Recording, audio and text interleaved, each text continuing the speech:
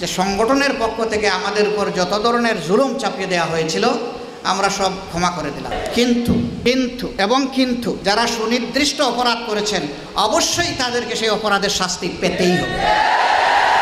জেলা আমির সাহেব যেটা ইঙ্গিত দিয়েছিলেন যে অনেকের ইমানে 15 বছরে প্রায় নড়বড়ে হয়ে গিয়েছিল, এটা জেলখানার অন্ধ প্রকোষ্ঠে থাকলে আরো বেশি হয়ে যায় অনেকের। আমারও প্রায় কি হচ্ছে, এত কিছু হয়ে গেল, কিছুই করেন আল্লাহ। আল্লাহ বলেন দিনের ওপরে যদি সত্যই টিকে থাকতে পারো, যত বাধা বিপত্তি ঝড় ঝাপটা আসবে আল্লাহ নিজে ওইটা দূর করে দেবে। এটা যে আল্লাহ নিজে দূর করে দিয়েছে, আমরা অনেকে মনে করছি ছাত্রদের কারণে, না, আল্লাহ নিজে দায়িত্ব নিয়ে এ পাথর সরিয়েছে। ছাড়া এ পাথর সরানোর জন্য শুধু এ ছাত্ররা না, আল্লাহ যদি নিজে দয়া না করতো কখনো এ জালেম পালাইতো না। ওর মনের ভেতরে আল্লাহ এত ভয় তৈরি করে দিয়েছে, দলীয় লোকগুলোকে বইলিয়ে যাবে সে সময়ও পায়নি। মাঝখান থেকে এই পাগলরা এখন বিপদে আছে।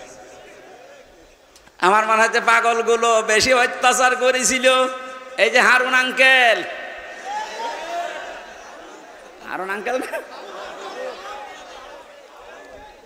ওনার নাম এখন সারা পৃথিবীতে জানে, 3 ইঞ্চি।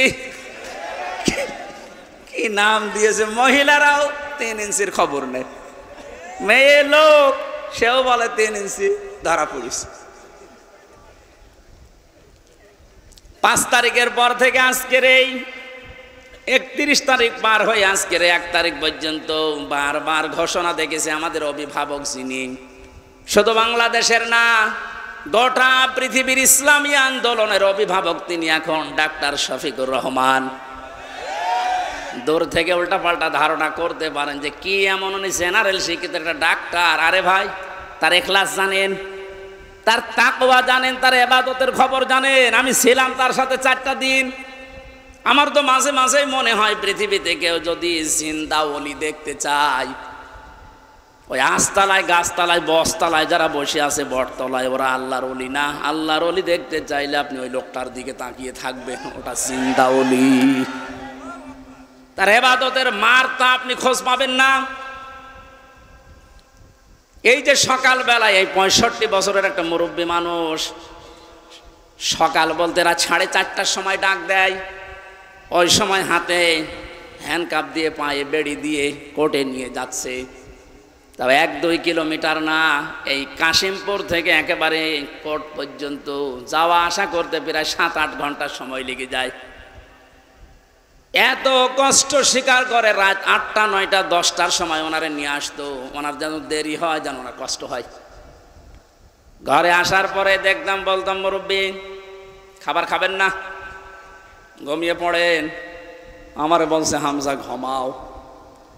যত পাশেই ছিলাম মাঝে মাঝেই জিজ্ঞাসা করতাম যে এত কষ্ট করে আসলেন, ঘুমাবেন না? আমারে বলছে ঘুমাও, আমি এখন কিছু সময় আল্লাহর জিকির করব, দরুদ শরীফ পড়ব। 2-2.5 ঘন্টা ঘুমিয়ে যে মানুষটা রাত 9:30, 10টার সময় কোর্ট থেকে এসে 2 ঘন্টা 2.5 ঘন্টা পর্যন্ত ঘুমিয়ে এরপরে তাহাজ্জুদের নামাজে, হাফেজ কিনা আমি জানি না, যতটুকুই পড়তো এরপরে সেজদায় পড়ে যেত। 40-45 মিনিট, 1 ঘন্টা দেখি সেজদায় পড়ে আছে। ভোর পর্যন্ত যার সাদা দাড়িগুলো, সাদা চুল সব সাদা হয়ে গেছে, টপ টপ করে পানি পড়তো, শুধু হাত তুলে সেজদার পরে বসে আছে। আমার তো সেজদা লাগে 1.5 মিনিট 2 মিনিট, আর ওনার সেজদা লাগতো 45 মিনিট 1 ঘন্টা। 1.5 ঘন্টা কেটে যেত এক সেজদায়। আমার 12 রাকার তাহাজ্জুদ মিলে মাত্র 1.5 ঘন্টা ওনার এক সেজদায় চলে যেত। বাকি তাকওয়ার খবর তো বাস্তবে আপনি টের পাননি। প্রতি সোমবার, বৃহস্পতিবার রোজা রাখার নিয়ম, কয়জন মহারথী আছে এখানে আমল করে? সারাটা জীবনে আমল করতে করতে আসতেছে, খালি ধারণা করে দূর থেকে, হ্যাঁ কি জানে এত ডাক্তার মানুষ। তার যে এলেমের বহর, একটা জেনারেল মানুষ হয়ে কোরআনে কারিম এরকম গভীর গভীর কথা বলা আমি বিশ্ববিদ্যালয়েও পাইনি। আরে ভাই, আমি তো ভার্সিটিতে শেষ করে আসলাম, আমাদের বহর তো আমি দেখেছি। ডাক্তার মানুষের কাছে থেকে কোরআনে কারিমের শব্দের এত গভীরে যেতে পারতেন, আমি দেখেছি বাস্তবে যে জীবনে ওই রকম কথা আমি কোনো দিন শুনি নাই। অনার্স মাস্টার্স করেছিলাম, তো এক একটা শব্দ যখন বলতেন এমন এমন শব্দের অর্থ নিয়ে আসতেন যে কোনোদিন কল্পনাও আসে না যে এই শব্দের ভেতরে থাকতে পারে। দিনের ওপরে চলতে গিয়ে কোনো বাধা আল্লাহ নিজের থেকে দূর করে দেয়, রাখেন না। এটা আমি আগে জানতাম না, ওই সময় জেনেছি। আল্লাহ পাক বলেন তোমাদেরকে যেহেতু আল্লাহ নির্বাচিত করেছে লক্ষ লক্ষ কোটি কোটি উম্মত থেকে, সুতরাং তোমাদের দাম কম না, অনেক বেশি।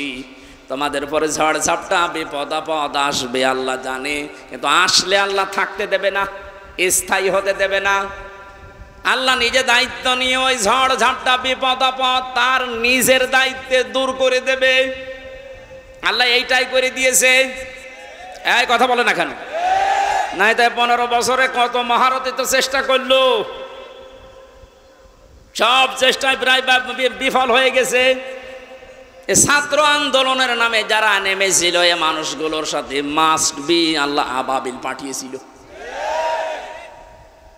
জালেমদের মনের ভেতরে আল্লাহ ভয় তৈরি করে দেন। এ দায়িত্ব কার? আরো জোরে।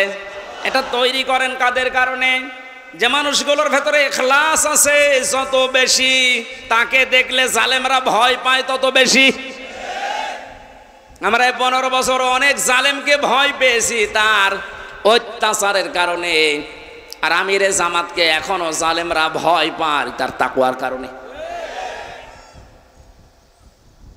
বাংলার মুসলমানেরা, আমি যেটা বোঝানোর জন্য পর্যন্ত এসেছিলাম, শহীদ যারা হয় এদের নিয়ে যারা উল্টাপাল্টা ধারণা করেন, কোনোদিন এই মুখ দিয়ে কথা বলবেন না যে ওনারা মরে গেছে, এমনি না, ওনারা জীবিত, কিয়ামত পর্যন্ত শুধু জীবিত এইটাই থাকবে, কিন্তু আমরা টের পাই না। এর পরের কথা আল্লাহ দিয়েছেন, মানুষ যেহেতু ধারণা করতে পারে, মুখে হয়তো বলে না, কিন্তু ধারণা করতে পারে যে ও মরে গেছে। আল্লাহ ধারণার উপর নোটিশ দিয়েছেন, ওয়ালা তাহসাবান্নাল্লাযীনা কুতিলু ফি সাবিলিল্লাহি আমওয়াতা বাল আহইয়াউন ইনদা রাব্বিহিম ইরযাকুন। সূরা আলে ইমরান 4 নম্বর পারা 11 নম্বর পৃষ্ঠা 9 নম্বর লাইনের 169 নম্বর আয়াত। এটা তাফসীরে কাবিরে পাবেন। আল্লামা ফখরুদ্দিন রাজি রহমতুল্লাহ আলাইহি ব্যাখ্যা করতে গিয়ে লিখেছেন, ওই পৃথিবীর মানুষেরা মুখ দিয়ে তো বলবেই না, অন্তরে যেন এ ধারণাও কোনোদিন না আসে যে শহীদরা মরে গেছে। এটা ধারণাও করা যাবে না। বালাহিয়াউন, বরং তারা জীবিত, বরং তারা কি? আরো জোরে। ইনদা রাব্বিহিম ইরযাকুন, তারা তাদের রবের কাছে খাবার খাচ্ছে। শহীদ আবু সাইদের বাড়িতে গিয়েছিলাম, যে গরিব মানুষ, 6টা ছেলে ওনার, এটাই ছোট। ওনার বাবা মারে বলছিল যে অবস্থায় ওদের বাড়ি ঘর দেখলাম, আমার মনে হয় 3 বেলা পেট পুরে খাবার খাওয়ার মতো পরিবার না। আল্লাহ তার জীবনটা এত বেশি পছন্দ করেছিলেন, সাধারণভাবে মরণ দেয়নি, এত সাহস তার বুকের ভেতরে দিয়েছিলেন, জালেমদের সামনে জীবনটা দিয়ে শাহাদত বরণ করে কিয়ামত পর্যন্ত জান্নাতি খাবার খাবে। কোনো সন্দেহ নেই এতে, কিয়ামত পর্যন্ত আল্লাহ খাওয়াবে। কারণ যেহেতু মরে না, জীবিত থাকে, আর জীবিত থাকলে খাওয়া লাগে, খাওয়া লাগে না? আর খেলে রক্ত গোশত তৈরি হয়, খাবার খেলে মানুষের রক্ত গোশত তৈরি হয়। ওই দিন আমার মাহফিল, দিন রাতের বেলা গিয়েছিলাম ওখানে, রাত 9:30টার পরে অনুষ্ঠান ছিল আমার গাইবান্ধার গোবিন্দগঞ্জে। ওখানে এসে উঠলাম, জেলা আমির সাহেব এসে আমারে বলছে, আমির হামজা, 1 মাস আগে এখানে সাব্বির নামে একামতে দিনের একজন, ওকে মেরে ফেলা হয়েছিল। 1 মাস পরে ওর কবর খুঁড়ে কবর ভেঙে গেছে বৃষ্টিতে, দেখলাম ওর কবরের ভেতর থেকে তাজা রক্ত পাওয়া যাচ্ছে। সিরাজগঞ্জবাসী, আল্লাহর কসম করে বলছি, কোরআনের আয়াত আমি 100% বিশ্বাস করি। শাহাদত বরণ করলে সত্যি এরা কিন্তু মরে না, এরা জীবিত। আর জেগে থাকলে যেহেতু খাওয়া লাগে, আর খেলে মানুষের রক্ত গোশত চর্বি চামড়া তৈরি হয়। 1 মাস পরে এই জন্য কবর ভেঙে যাওয়ার পরে দেখা যাচ্ছে ওর রক্ত, টাটকা রক্ত। তার মানে আল্লাহ 1 মাস তাকে না খাওয়িয়ে রাখে নাই। না খাওয়িয়ে রাখলে তো পাওয়া যেত না। কথা বলেন না কেন? একটা বাস্তব, আর একটা প্রমাণ দিচ্ছি হাদিস। হযরতে হামজা রাদিয়াল্লাহু তাআলা আনহু, তার একটা ছোট্ট মেয়ে ছিল। সে শহীদ হওয়ার পরে নবীজির কাছে এসে বলেছিল, ভাই আমার বাবা যে শহীদ হয়েছে, আপনার মুখে আমি শুনেছি, কোরআনে আছে যে শহীদরা মরে না, জীবিত, ওরা নাকি জান্নাতে ঘুরে বেড়ায়। আমার বাবা যে শহীদ হয়েছে জীবিত, আমি এটা দেখতে চাই। নবীজি বললেন, বোন আমার কি করে দেখাবো এখানে তোমাকে? হঠাৎ করে ছোট মেয়েটা আকাশের দিকে তাকিয়ে বলছে, আব্বু আমি এখানে। নবীজি বলছেন, বোন কাকে ডাক দাও? বলছে, আব্বু ওই যে পাখা লাগিয়ে কার সাথে যেন উঠতেছে। বিশ্ব নবী বলেন, বোন আমার ওটা দুনিয়া না, ওটা জান্নাতের ভেতরে তোমার বাবা জান্নাতের পাখি হয়ে উঠতেছে। এই লোকটাকে 70 টুকরা করা হয়েছিল। এক লজ্জা স্থান কেটে 3 টুকরা করেছে।